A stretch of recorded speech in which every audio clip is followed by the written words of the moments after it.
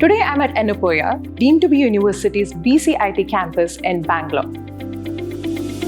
India's tech capital, a startup platform, now is also home to the NITs.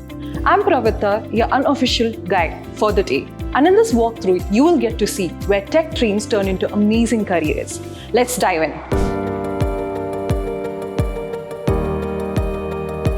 This is where we break the old school mold. Unlike conventional chalk and talk spaces, these are labs of ideas, powered by a reverse engineered curriculum, IIT-style pedagogy, and mentors with real experiences in their field.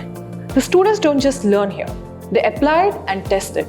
If they fail, they learn to adapt and build better. And when it's time to take a break from the hustle, and for those who like their workout a little quieter, you will find them starting their day right here at gym, lifting, stretching, or just zoning out. And if your body and mind needs more, there's wellness room around the corner for your physical and mental health support. You will find them here at the library. This isn't just a quiet zone, it's a focus zone, where lines of codes, last-minute prep, and planning come together, but in silence. When focus needs fuel, they head to it.